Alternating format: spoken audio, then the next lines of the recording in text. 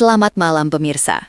Kembali bersama kami dalam laporan terkini seputar perkembangan kasus kecelakaan lalu lintas yang mengguncang kota Kediri, Jawa Timur. Kepolisian Resor Kediri Kota akhirnya resmi menetapkan status tersangka terhadap sopir bus Harapan Jaya yang terlibat dalam kecelakaan beruntun di Simpang 4 Muning. Peristiwa nahas ini terjadi pada hari Jumat 23 Januari 2026, bertepatan dengan jam sibuk pulang kerja. Bus Harapan Jaya bernomor polisi AG7662OT yang dikemudikan oleh seorang pria berusia 33 tahun diketahui menabrak serangkaian kendaraan yang tengah berhenti tertib di lampu merah. Kendaraan yang menjadi korban termasuk 1 unit mobil pribadi dan 4 unit sepeda motor. Meskipun dalam insiden ini tidak sampai merenggut korban jiwa, kecelakaan tersebut meninggalkan duka mendalam dengan setidaknya 11 orang mengalami luka-luka, termasuk seorang balita yang turut menjadi korban. Bus trayek Surabaya-Trenggalek itu baru berhasil dihentikan setelah menabrak sebuah rumah warga yang berada di dekat persimpangan jalan, menunjukkan betapa dahsyatnya momentum tabrakan yang terjadi.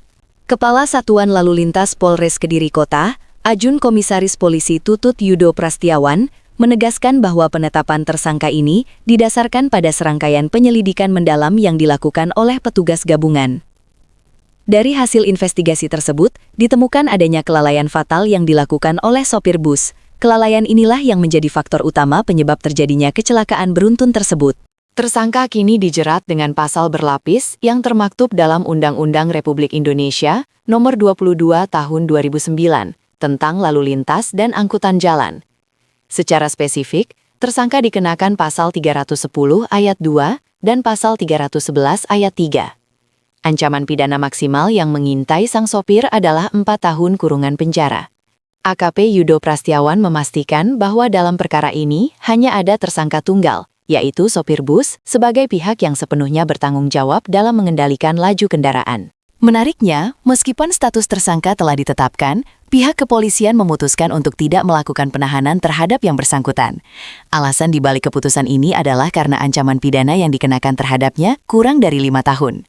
Sebagai gantinya, tersangka diwajibkan untuk melaksanakan wajib lapor secara berkala kepada pihak berwajib.